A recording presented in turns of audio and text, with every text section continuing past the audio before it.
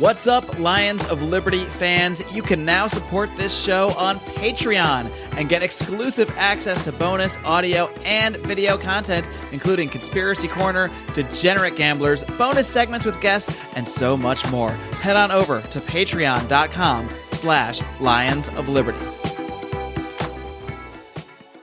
The double tap, where you bomb some supposed bad guys, then anyone who comes to help them, you bomb them too.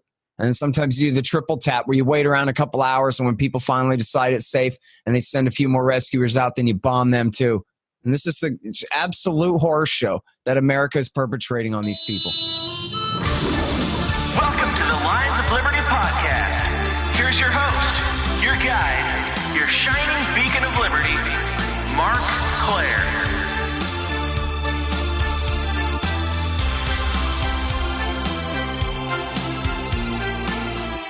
Wow, what's up, my Liberty Kitty Cats, and welcome back to your favorite podcast that is hosted by me.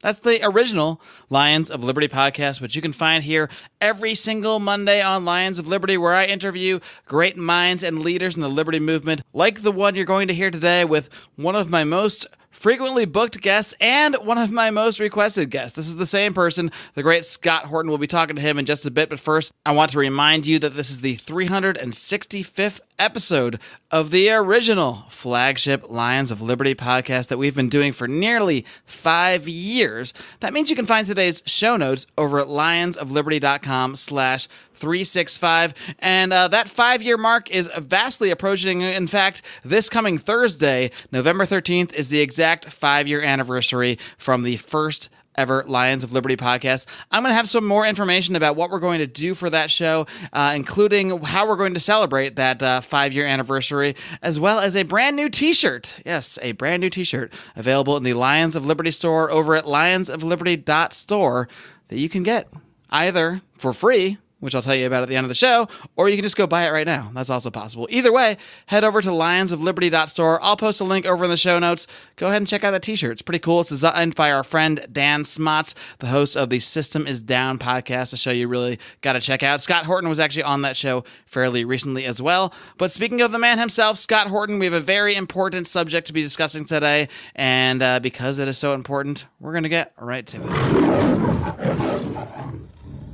All right, my guest today has made several appearances on this program. He is the author of the incredibly important book, Fool's Errand, Time to End the War in Afghanistan, which we discussed the last time he was on the show. He is the editorial director of antiwar.com and the managing director of the Libertarian Institute. You can hear him weekly here in Los Angeles on Anti-War Radio every Sunday on KPFK. He is also the host of The Scott Horton Show, where he has conducted thousands upon thousands, literally, of interviews on foreign policy.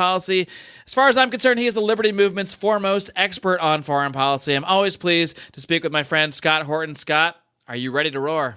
Yeah, sure. Thanks for having me, man. Appreciate it. Of course, man. I know you're ready to roar. You're always roaring. Everywhere you go, you are roaring about your passion, which is foreign policy. And last time we talked about Afghanistan and your book, Fool's Errand, which, again, if you haven't listened to that interview, which I'll post in the show notes, or read that book, stop what you're doing, pause this podcast, go get it, go download it, buy it at Barnes & Noble, wherever you got to get it, and read it right now. It's extremely important. Tells you everything you could ever want to know about the war in Afghanistan. But today I wanted to look at if it's even possible to have a more ignored war than the one in Afghanistan. It's the war in Yemen. And this is a war that officially doesn't involve the United States in terms of direct troops, but it does involve direct U.S. support for Saudi Arabia and their bombing and their blockades of Yemen. So let's just get right into it. How did this war start? What is the background?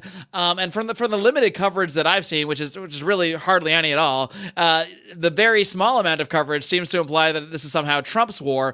But this started back in 2015, so clearly there's more to it than just Donald Trump wanting to start some new war. So if you could just lay it out in whatever fashion you find best, who are the players here? How did this start? What is going on? Well, every assertion of fact that you made so far has been absolutely correct. That the war, this phase of the war started back in 2015.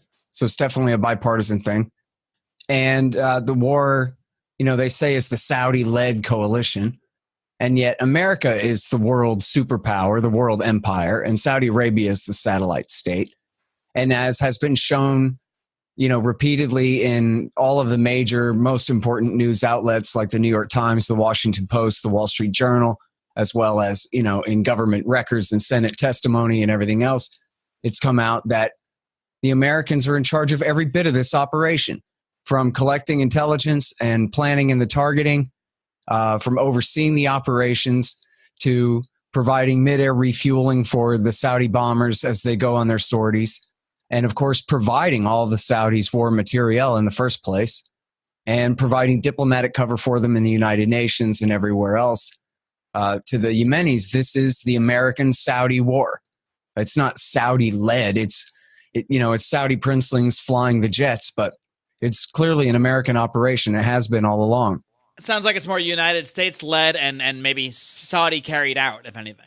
Yeah, in a sense, they're working together as far as that goes. And it really is, I think, a Saudi policy that the Americans are going along with. I think the Americans, even never mind you and me and the American people and what we would think of as the national interest, but I don't even think the American empire has much of an interest in Yemen. Now, there are some who possibly believe their own hype about how Iran is behind the Houthi government there, and that's why we have to bomb it. So maybe on the furthest, pro-Israel right wing of American foreign policy, do you see like a real belief that we must do something about Iran and Yemen or something like that? The rest of them don't. They're basically just going along with this thing. And it's not like you see, politicians out there like for other wars that, we publicly admit we're involved in and talk about. You don't see, he's gone now, but the John McCains of the world and those of his ilk, you don't see them out there supporting a war in Yemen. It's just not talked about. It's just not discussed. Yeah, well, actually, John McCain was for it, and there is I'm sure if anyone was going to be, it would be John McCain. Well, you're right, though. I mean, look, there's two different things here. I mean, first of all, it should be said that there are those in the House and the Senate who have tried to stop this and have tried to intervene and have failed so far. And there are devils in the Congress like John McCain who've pushed for this thing and for continuing it.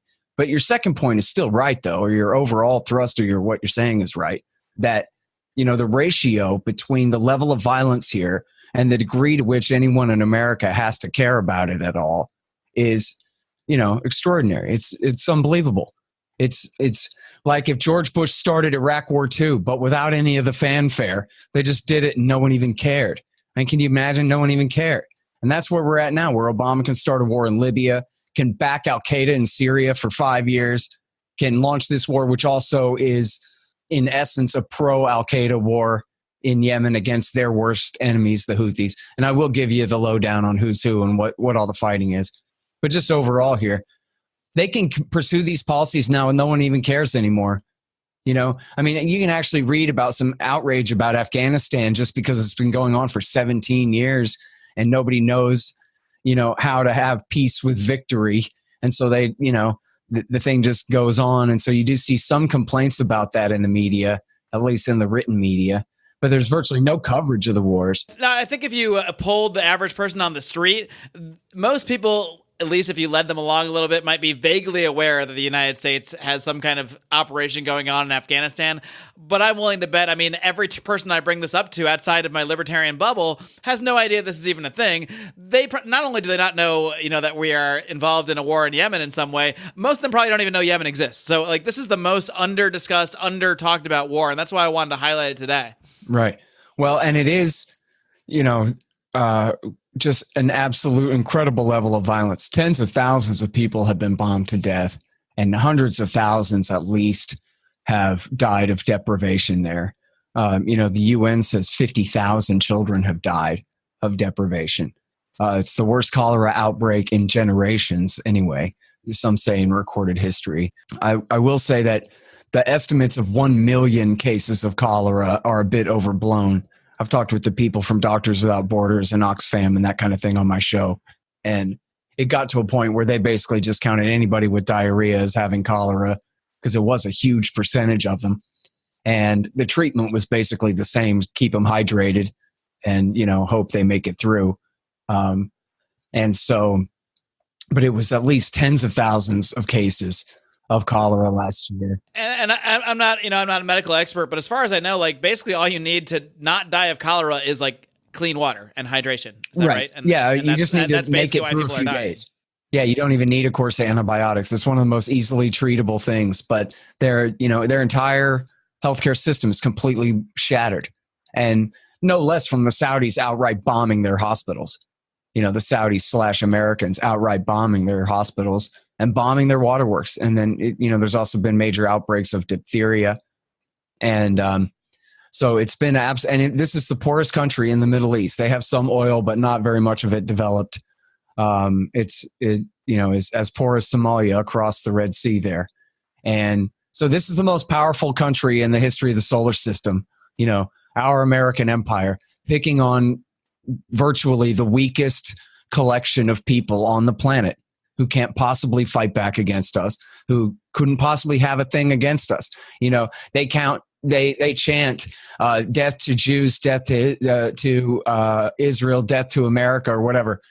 But who cares? So what, right? That's like your girlfriend's 5-year-old little brother punches you in the leg and doesn't like you, but how seriously are you supposed to take that, right? They didn't do anything to us. They don't threaten us.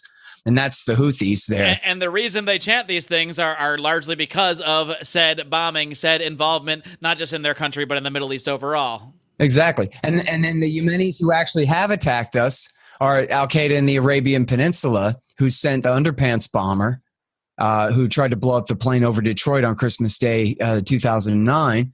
And those are the guys we're fighting for now. We still have a CIA drone war against them, but we're actually taking, the major war going on here is the war against their enemies, the Houthis.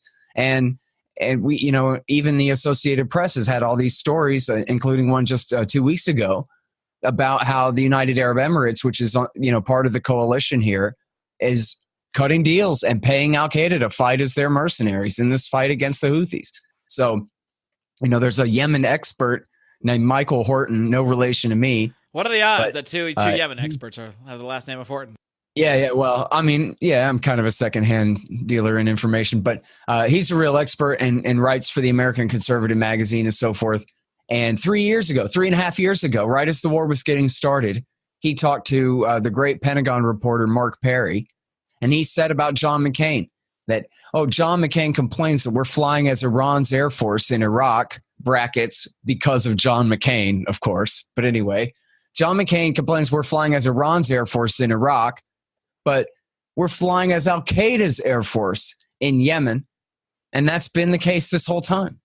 So if the American people had an interest there at all, and I'm not saying I would endorse anything but strict non-interventionism, but if there's anyone there who the American people have an interest in fighting in any sense, it's those that our government is now fighting for. And I think a lot of these things, like for people that aren't super into foreign policy, just a lot of the little phrases might be confusing, like being Al-Qaeda's Air Force, fighting a war for Al-Qaeda. People that aren't really familiar with this might just be thinking to themselves, how is that even possible? How would the United States be fighting for Al-Qaeda? That makes no sense. So can you explain a little bit further just what you mean by that? What it means to be saying we're fighting on the side of Al-Qaeda, fighting for Al-Qaeda? Okay, well, so, and this goes back to your first question about, so what the hell's going on here anyway? Right. We kind of jumped ahead. So here's what's going on here, okay? 2009, Barack Obama's the new president. He comes in and he tells the CIA to unleash the drones against Al-Qaeda in Pakistan and in Yemen specifically, also Somalia. And that part is fairly straightforward with the storyline anyway of American foreign policy. We're out to get Al-Qaeda, out to get all these terrorists that caused 9/11. Right. At least this on the face of it makes sense, right? That George Bush, there were 400 Al-Qaeda guys when George Bush took office. There were about 4,000 by the time he left. So Obama came in and said, let's start bombing these guys at least. So, but in order to do that, this is the southwest corner of the Arabian Peninsula is what we're talking about here, right across the Red Sea from the Horn of Africa. And, now the whole Arabian Peninsula tilts toward the northwest, but you understand what I mean. All things being equal, we're talking about the southwest corner of the peninsula here. So in the south of the country there is mostly where the Al-Qaeda types live. And these are, their leadership, sworn loyal to Ayman al-Zawahiri. Okay.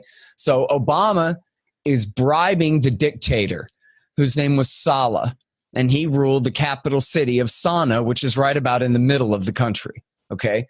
And Obama was bribing him with guns and money to allow the CIA to wage the drone war against Al-Qaeda in the Arabian Peninsula, AQAP. Okay. Now, the more Obama bombed them and the CIA bombed them, the bigger they got. You know, these aren't surgical strikes, right? These are 500-pound bombs. Weird how that works. If only there were a group of people that were pointing this out the whole time for the last 10, 15 years. Exactly. This is what happens. But, you know, that aside. So, right, yeah, we're not even at the treason part yet. We're at just the counterproductive war against them that might as well be treason because it only accomplishes their goal of, it's like pouring water on a plant, you know. It's like Mickey Mouse chopping up the broom in Fantasia. And the broom is carrying the buckets of water, and he just multiplies his problems. Right. These weeds are growing. Let's put them outside and pour water and fertilizer. Yeah. Right. So, in any case, the more Obama bribes Saleh with guns and money to allow the CIA to bomb Al-Qaeda and make more of them, the more Saleh takes those guns and that money, and including some of the Al-Qaeda guys because he's playing a double game, and he uses them to attack this group in the north of Yemen, up near the Saudi border, called the Houthis. Now, the Houthis are what's known as Zaidi Shia, which is different than the Iranian Shia, and it's really much closer to Sunni Islam anyway. They pray side by side, but it's, you know, somewhat of a different sect. And now the Houthis is a political designation. That's not a religious designation or an ethnic designation. That's a political faction that dates back only about 25 years, I think, or maybe longer than that. Anyway, so Saleh keeps picking a fight with these Houthis, and every time he picks a fight with them, they also grow in response. They defeat him every time, and this becomes counterproductive for Saleh, okay? That's about the status quo for a couple years. It's almost like there's a universal lesson to be learned here. Yeah, but somewhere in there, right? And then, but no, wait, there's more. It gets worse. So the Arab Spring comes. And all factions decide to turn against Saleh. Nobody supports Saleh anymore. And there's massive protests, and there are a couple assassination attempts, and one of them actually is a bombing that wounds him. And so while he's out convalescing, the Saudis and the Americans conspire to basically kick him out of office and replace him with his vice president. Hillary Clinton parachuted in and said, this is the advent of Yemeni democracy. I know that's a metaphor, but it's a hilarious visual of Hillary Clinton. Literally, in my mind, she's literally parachuting in. But yeah, right. Skin in the game. She likes to talk about that. Skin in the game, like she's ever actually in danger in any way, you know? They held an election with one man on the ballot. And you can just Google Saleh or Google Hadi, H-A-D-I Hadi, and put that in your Google images, and you'll see the ballot with one face and one little oval to check. And this was democracy. And it was, you know, basically they just pushed out the president in favor of the vice president, the Saudi favorite. You'd think they'd at least put up a paper candidate just to, you know, have on there and, you know, just to at least put on a little bit of a show. But yeah, no, they didn't bother trying that hard. Well, so the problem was, though, is that Hadi was a loser. The Saudis liked him and the Americans liked him, but he had no major political faction in Yemen that backed him. And so his days were numbered pretty much right off the bat. And then get this, Saleh, the former dictator, well, he said, you can't fire me. I quit. And he took the army with him, like a lot of it, you know, not the whole army, but say, I don't know, 2/3 of the army stayed loyal to the former dictator. And then guess what? He went and made an alliance with the Houthis up north, because even though he wasn't a Houthi, he was a Zaidi Shia like them.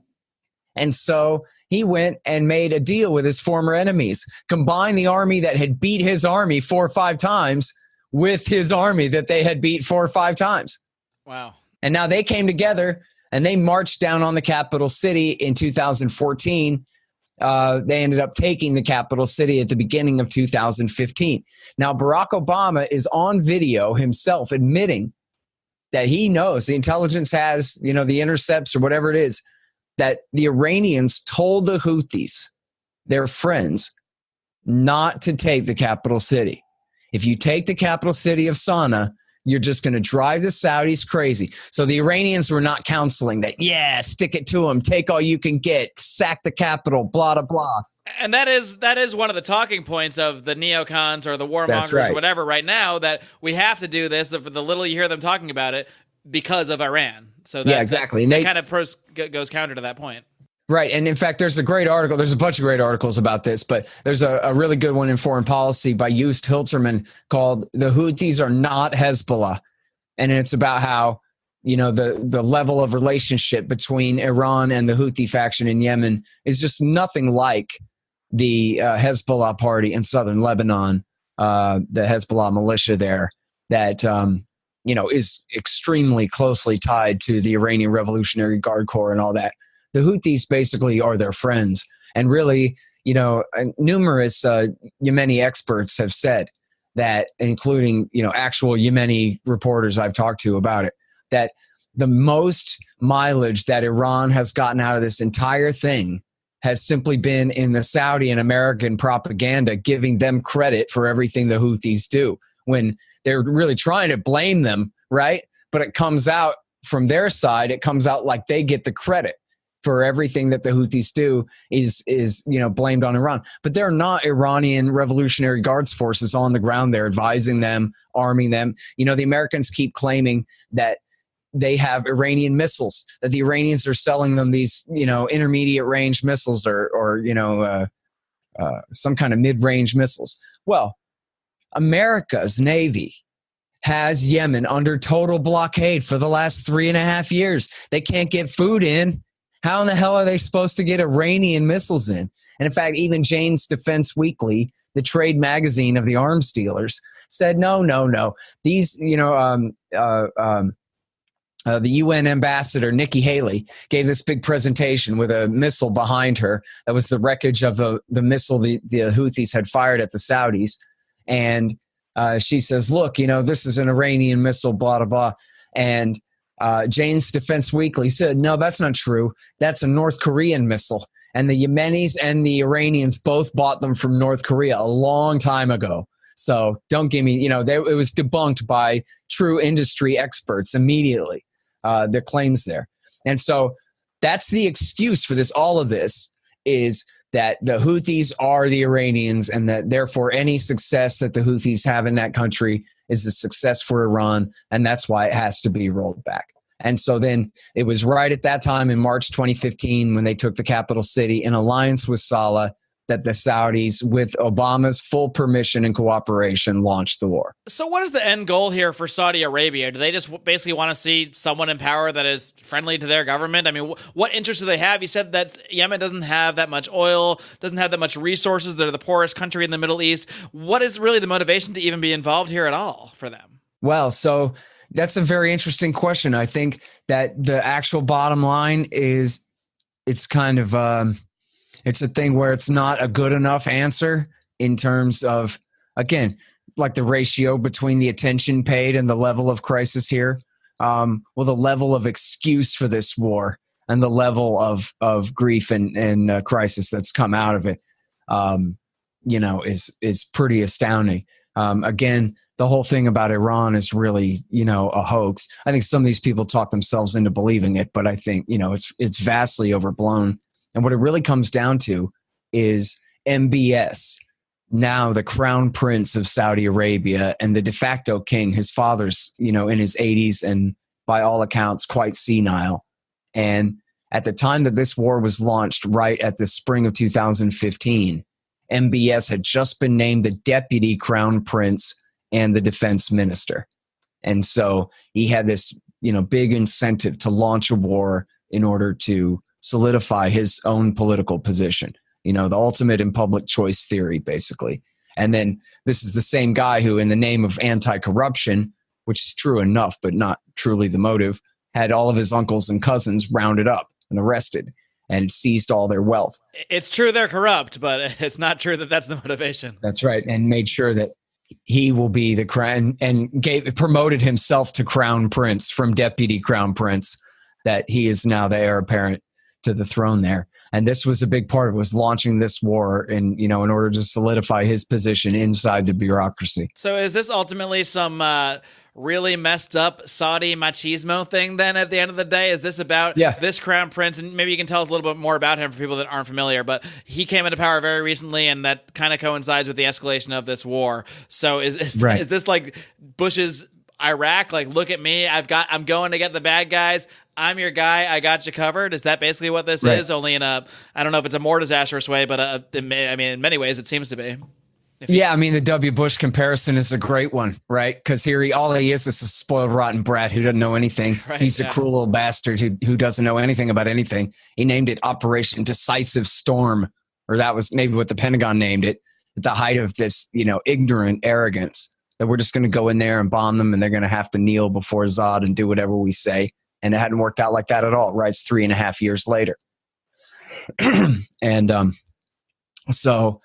another part of this was, and this is a big part of the Syria policy too, I think, is that Obama made the decision, which at the end of the day, I still think, I guess, was the right decision, this part of it, to go ahead and pursue the Iranian nuclear deal. Now, I think you and I may have talked about this before, but just in a nutshell here real quick. Yeah. We did a show on it. I'll link to it in today's show notes. Right after the nuclear deal, we did a little show on it. Hear me now, believe me later after you watch the other thing where we really go in depth about it. But the point is that we didn't need a nuclear deal with Iran. Iran wasn't making nuclear weapons.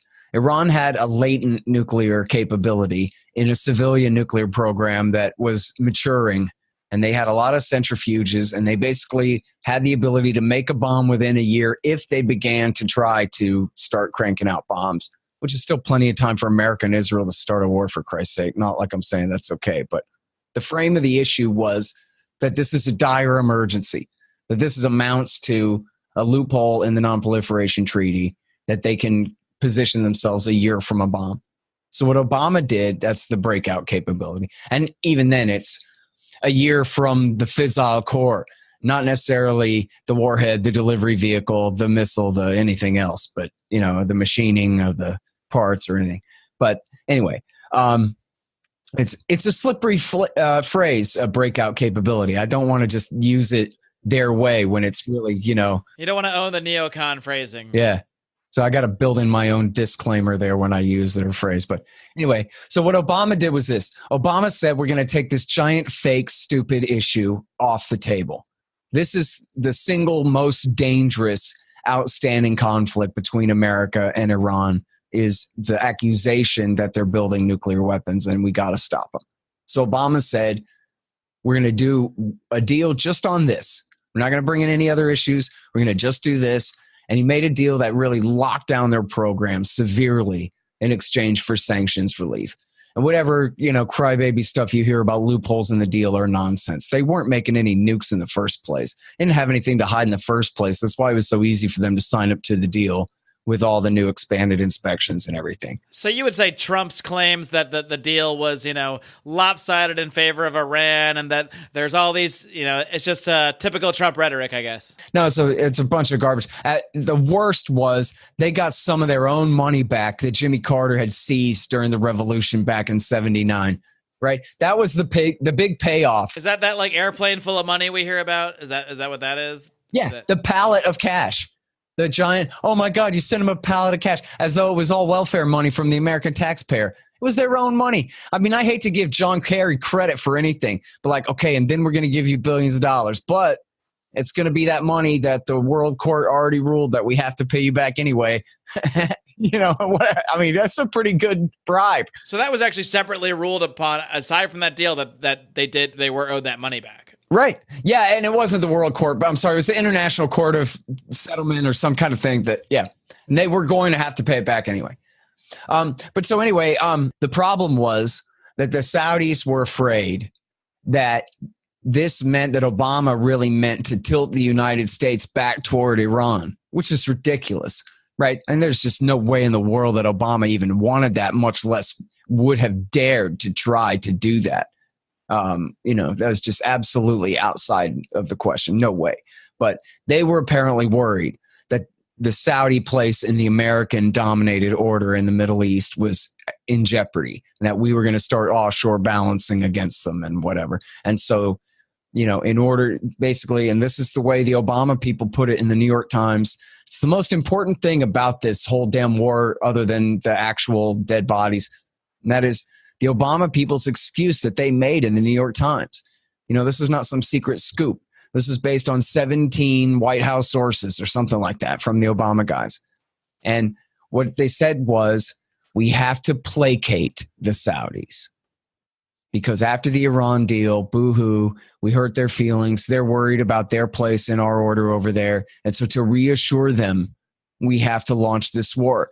And they use the phrase, it's in the same paragraph. They say, even though the consensus in the White House was that if they launched this war, it would be long, bloody, and indeterminate. Long, bloody, and indeterminate. But, oh well, you got to do what you got to do because we have to placate the Saudis after the Iran deal. And I think, this is a huge part of what was going on in Syria too. That, you know what?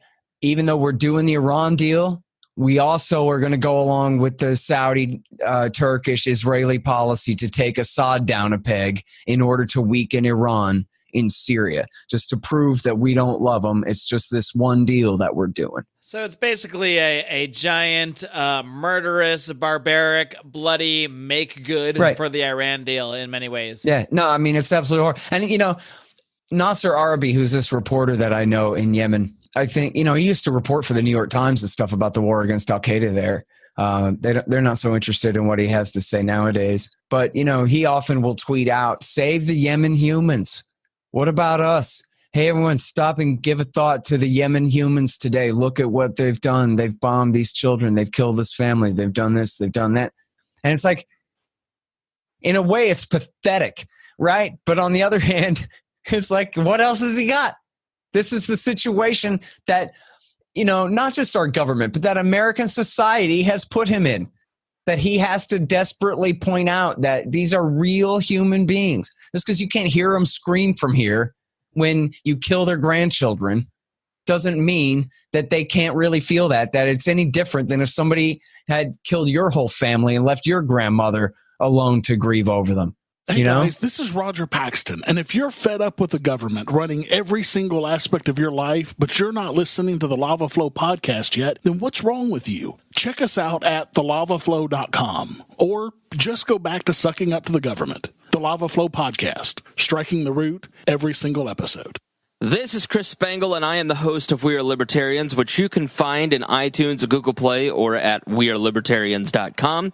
We are a podcast that brings you all of the irreverence that modern politics deserves by examining current events from a libertarian perspective. So please, check us out at wearelibertarians.com. Are those dry, boring, run-of-the-mill political talk shows putting you to sleep on your commute or at work? Are you ready for some fun?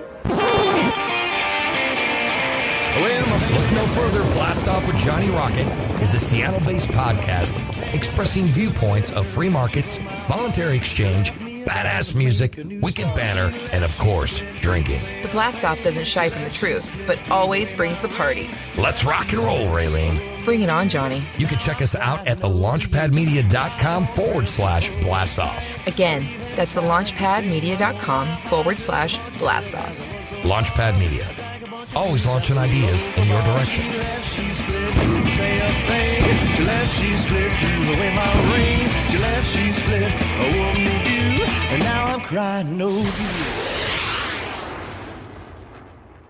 Let's talk a little bit more about that because we've talked a lot about the history and the potential strategies and the reasons for the war, but at the end of the day, the reason I want to bring so much attention to this is what you're mentioning, the human impact, the fact that so many people are just dying completely needlessly. So can you speak more on, just how the typical Yemeni citizen, the person who is not in a clan, they're not in a tribe, maybe they're not even that religious, they just happen to live in Yemen where all this terrible stuff is going on. How are these people being impacted? Obviously, you talked about the cholera outbreak a bit, but how is the day-to-day life of a typical Yemeni citizen hindered by what's going on with this war? Well, the Americans have helped the Saudis to target their electricity, their waterworks, their marketplaces, repeatedly their hospitals, and they're even specifically their... there was a bus bombed the other week that the U.S. just admitted that, they meant to bomb the bus. I mean, not even saying it was an accident kind of thing. Well, I think they're saying, not quite. I think at first they said, well, it was a legitimate target, and now they're saying, no, it was a mistake. But okay, maybe they changed their tune, I guess, since I saw a report. But. Yeah, they deliberately blew it up, but now they're saying they didn't realize it was kids or, whatever. But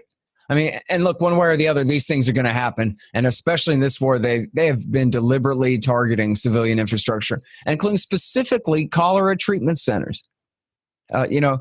Bombing funerals, as Obama used to do, especially in Pakistan, the double tap, where you bomb some supposed bad guys, then anyone who comes to help them, you bomb them too. And sometimes you do the triple tap, where you wait around a couple hours, and when people finally decide it's safe and they send a few more rescuers out, then you bomb them too. And this is the absolute horror show that America is perpetrating on these people. What is the thought behind that strategy of specifically targeting civilians who are either grieving, or I know a lot of rescue teams have been targeted? Is it really just to, crush the will of the population so much that eventually they have to beg or they have to overrule the government, and it's basically just to crush the population into ceding to their will? Is that the idea? That's right. Winston Churchill called it terror bombing. That's exactly what it is. It's to break the will of the civilian population. And you wonder why someone might show up in Times Square from Yemen with a bomb and, a little bit upset about things and wanting to hurt people. You wonder why that might happen. You don't, but right. No. Well, in fact, the Times Square failed attack there. That was an American citizen who was a naturalized citizen, had a wife, had a house, and I think a kid, and a professional grade job and a real salary, and was living the American dream. And then he went home to Pakistan to visit some relatives and saw firsthand the results of his drone strike over there in Pakistan. That was the one and only time that the Pakistani Taliban ever attacked America. They sent that guy. He said he met them and said, I'm a citizen. I can get back into America, and I'm at your service in order to get revenge for that. And he had a big argument with the judge all about it, where the judge said, how dare you? You were trying to kill women and children. And he said, well, what about the drones over there in Pakistan? You kill women and children. It's exactly what you do. You don't look around and make sure there's no women and children before you drop your drone bombs over there.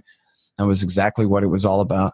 And, in fact, in 2009, the Underpants bomber, which, by the way, the State Department Patrick Kennedy admitted on C-SPAN in front of Congress, or admitted to Congress in front of C-SPAN, I guess, that they had deliberately let that guy change planes in the Netherlands. They wanted to follow him to the U.S. and figure out who he was talking to. Right, that was testified in his trial by, I believe, one of the witnesses as well, that he saw the FBI say, literally state, put this guy on the plane, put him on the plane. Right. I don't know if it was the FBI, but somebody, yeah. Yeah. Some intelligence agency, I think. But yeah, and then he almost blew up that plane over Detroit. Well, that was 6 weeks after Obama had started the drone war in Yemen. And we're all, you're always supposed to say that whatever we do, just like the Israelis, whatever they do is always a retaliation because the other side started it. But the reality is always, just like with the Israelis, the opposite.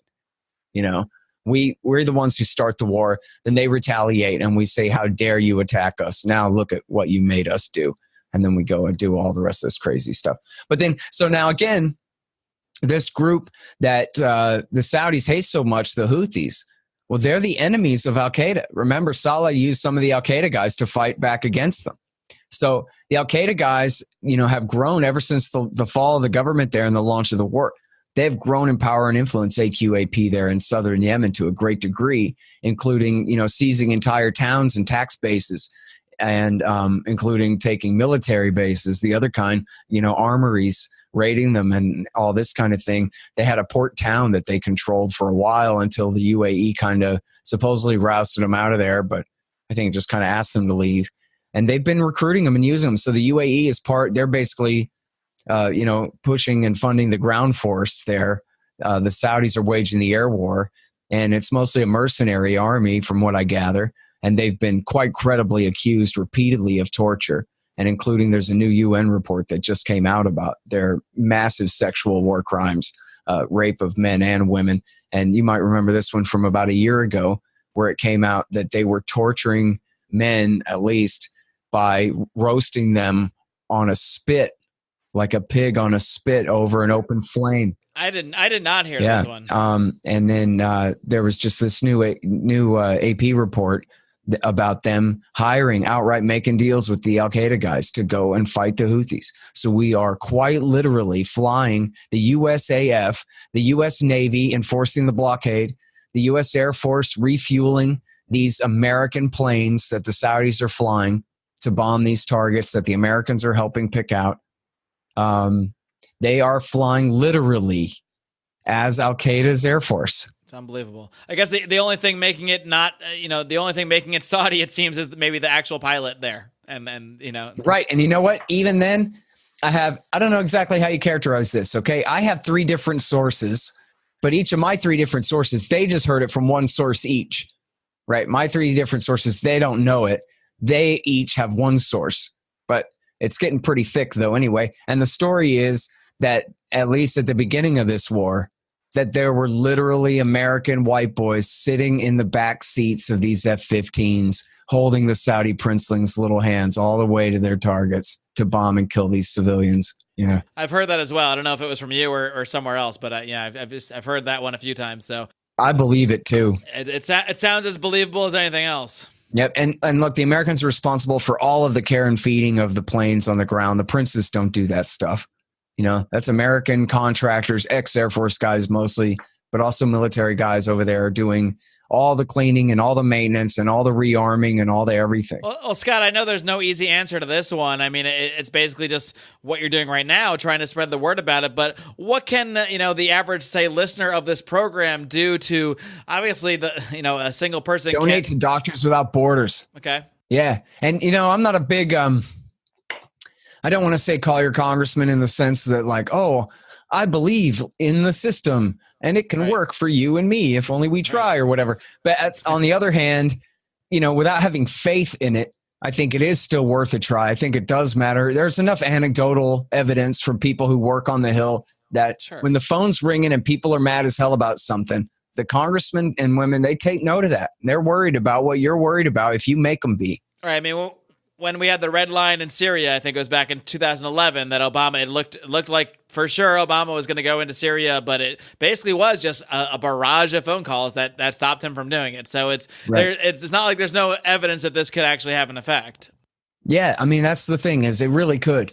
There are 300 million of us, so it shouldn't take a very big percentage of that to be loud enough to make it clear how much we care about this. And you know what? I'm sorry, because I got off on whichever tangent. I didn't answer your question about how the regular, average people who aren't part of any fighting faction are suffering here. And, the thing is, again, it's the poorest country in the world. They were greatly dependent on imports for their food in the first place.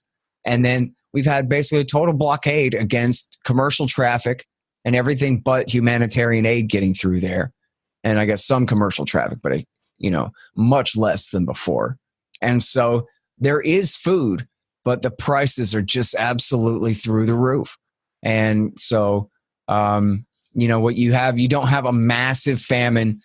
People are looking for, you may be too young for this, but 1984, USA for Africa, Michael Jackson and Cyndi Lauper, and everyone hold hands across America. I'm just old enough to vaguely remember it. Okay. So Hands Across America to raise money. And that was for the Ethiopians who were starving because they lived in Syed Barre's communist, concentration camps, basically, collective farms. And so they were starving under communism there. But then, so the pictures are of the most desperate people, this side of death anywhere, with the swollen bellies and flies all over their eyes and just laying in the dirt waiting to die. And so in Yemen, it's not like that. They're not living on communist collective farms. They're not, available for those particular kind of photo ops. But most of the population, they live way out in the countryside. And so they just die desperate and quiet and alone. They die of the flu, right? They die of things that are easily curable diseases at any other time, except they have no clean water. There is no hospital because the Americans and Saudis blew it up. There is no distribution network. There's no good roads. There's no affordable gasoline. The entire infrastructure of the country is broken. And so people are absolutely desperate and starving and dying. Basically, they die of what everyone died of, 500, 1,000 years ago. Right. Only there's no reason for that now. There's no reason they need to be dying of that. It's specifically because we are preventing them from getting the very basic, very simple things that they need to live. Yep. And, you also asked me, well, what exactly the Saudis want? Well, supposedly they want to put Hadi back on the throne, but that ain't never going to happen. So here we have, the irresistible force and the unmovable object, in a way. And they're going nowhere. Their war that, we can't leave because we got to win it, and we can't win it, so we can't leave. Right. So here we are. Yep, exactly. And so here we are 3.5 years on, and we just keep bombing them and bombing them and bombing them. and the people keep going hungrier and hungrier.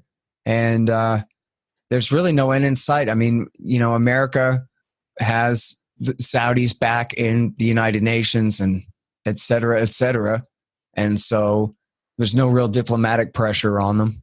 And they know it. They can get away. And, Trump actually during the campaign liked to say, yeah, it wasn't Iran that bombed the towers. It was Saudi. And like, wow, that's going pretty far for, putting it that way.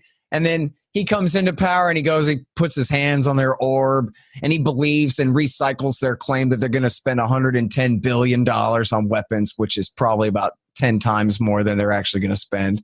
But still, it's still a hell of a lot. But then, so he's all excited. Yeah. Did you see me and what a great job I did cutting that arms deal with the Saudis? For him, it's all his personal narrative of his great success. He's a puppet on their string, dude. They completely own his ass. It's another great business deal. Yeah. And he's perfectly happy with it that way. They promised that they would put pressure on the Palestinians to, I don't know what, move to Jordan or something. Well, Scott, I really appreciate just the fact that you're even out there talking about this stuff, because foreign policy in general obviously is an important area that is often ignored by the American populace. But even within that realm, this one just seems more and more ignored than just about anything else out there besides the other subject that you focus on with your book, Fool's Errand, Afghanistan. So we're going to do a bonus show. You're going to stick around for a bit, but sure. Before we do that, why don't you just give everybody the quick roundup again? I mentioned everything, I think, at the top of the show, but everywhere they can find your work, everywhere they can find your book, and all that great stuff. Okay. Well, scotthorton.org for the podcast. I got 4,700 interviews there going back to 2003. scotthorton.org. And then the book is Fool's Errand, and it's also available in audiobook. It's not that long. Ron Paul likes it. Check it out. I don't know. And then I'm the director of the Libertarian Institute. That's me and Sheldon Richmond and Jared LaBelle over there, and some other great writers at libertarianinstitute.org. And then I'm the editorial director of antiwar.com. And so if you really want to know what's going on, read Jason Ditz every day, news.antiwar.com, and he'll get you caught up on all this stuff. It sounds like you just don't have enough to do, Scott. It sounds like you just don't have enough going on. Yeah, well, I don't make very much doing any of the things I do, so I have to do lots of things all the time. Yeah, Liberty doesn't pay, but it's very important work. So I definitely appreciate you being out there talking about this stuff. So, Scott, it's been a pleasure having you on once again. We'll do a bonus show in a minute, but until next time, man, keep up the great work. Keep on roaring. Thanks, Mark. All right, friends and fans, I hope you enjoyed my conversation with Scott Horton. And I guess when I say enjoy, I just mean you found it informative. Obviously, it's really difficult to enjoy a conversation about such atrocities as the ones that are going on in Yemen, thanks to the Saudi Arabian government, but ultimately thanks to our tax dollars, thanks to our government, the government that our fellow citizens generally support in one way or another. So those are who we have to attack. Those are who we have to just spam and bombard with knowledge about what is going on there and the atrocities that are occurring in our name with our bombs, with our money. And it truly is disturbing, especially since this is largely for no reason. There's not even a feigned national security reason for this. It is just something that Obama got involved in, as Scott says, largely as a kickback for the Iran deal. And now here we are. Trump has continued the policy. The policy has only gotten worse, only gotten more atrocious. This is something that needs to be brought to the attention of as many people as possible. So I do encourage you all to share this program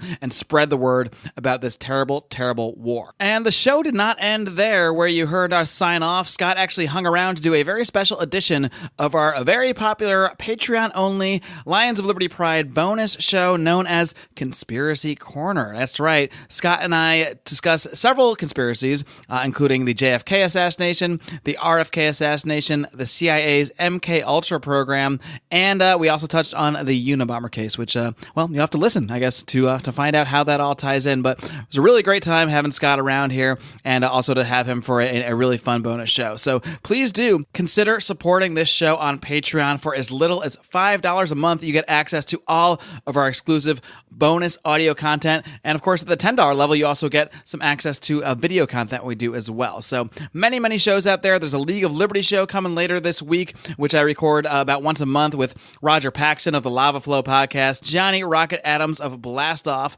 with Johnny Rocket and Raylene Lightheart, as well as Chris Spangle of We Are Libertarians. So look for one of those soon. And there's really another big reason to join the Patreon this week specifically, because as I mentioned at the top of the show, the 5th anniversary of the very first episode of the Lions of Liberty podcast will be this coming Thursday, September 13th, 2018. That will be 5 years to the day since the very first episode of the Lions of Liberty podcast, an interview I conducted with Stefan Kinsella, dropped. And we've been batting around ideas about, how to celebrate this anniversary and what kind of show to do. But ultimately, we decided we just wanted to do something with all of us Lions of Liberty contributors. So we're going to do a big Libertarians in Living Rooms Drinking Liquor episode, including myself, the other hosts, Brian McWilliams, who hosts Electric Liberty Land every Wednesday, as well as John Odermatt, who hosts Felony Friday every single Friday. They are, of course, my co-founders of this podcast and of Lions of Liberty overall. And we're also going to be joined by our series regulars, including Rico, JB, and Howie. The whole crew is going to get on. And that will air a week from today for most of you. But for members of the Lions of Liberty Pride, our supporters on Patreon, you're going to get to hear that show the very day. You're going to get to join us for the actual anniversary. That show will be published to Patreon 3 days from now on September 13th, 2018. So please do join the Pride if you want to celebrate with us. And as a very special bonus, and I don't want to 100% guarantee this, but we are going to do our best because it is an experiment, but we are planning to try to live stream the recording of that show, which will be this coming Wednesday night, and we're going to do our best. We're experimenting with some new software, but we're going to try to stream that recording live to the Lions of Liberty Pride on Facebook. So there are many reasons to join the Pride to get early and possibly, hopefully, live access to that very special 5th anniversary show. And if that all wasn't enough, in addition to all the other great content we put out there for as little as $5 a month over on our Patreon, and if that all wasn't enough, as I mentioned at the top of the show, we are rolling out this week. You can get it hopefully in the store by the time you listen to this show over at lionsofliberty.store, a special 5-year anniversary Lions of Liberty t-shirt. And for a very, very limited time only, anybody who joins our Patreon in the next, about a week or so from the anniversary. So we're going to keep this going through September 20th, a week from the day that the 5-year anniversary show will drop to Patreon members. We are going to have a 5-year anniversary t-shirt that is completely free to anyone who signs up for the Lions of Liberty Pride, joins us on Patreon over at patreon.com/Lions of Liberty. If you join at any level, including the $5 level where you normally don't get any sort of free merchandise, just access to the content, we will ship you one of those 5-year anniversary shirts at no cost yourself. So if you were even considering joining the Lions of Liberty Pride, considering supporting us on Patreon, this is the time to do it. Every single one of you that signs up at $5 or higher to support us on Patreon will receive a special 5-year anniversary Lions of Liberty t-shirt now through September 20th at midnight. So go on ahead and check it out at patreon.com/Lions of Liberty. Now, for current Patreon supporters, we don't want to leave you in the dust, so you're also going to get a very, very special discount code for those t-shirts as well. And those, of course, will show up in your Patreon inbox. I can't tell you right now because it's a secret for just you people that pay us money.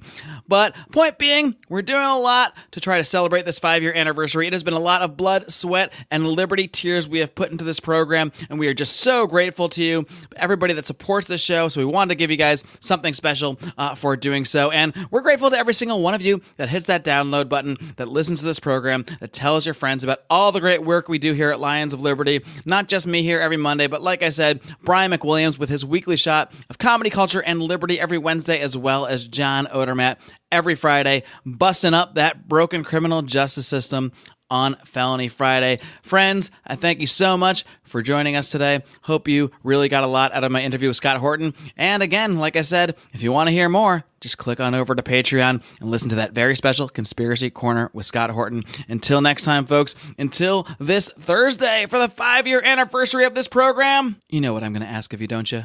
That's right. I just want you to live long and live free.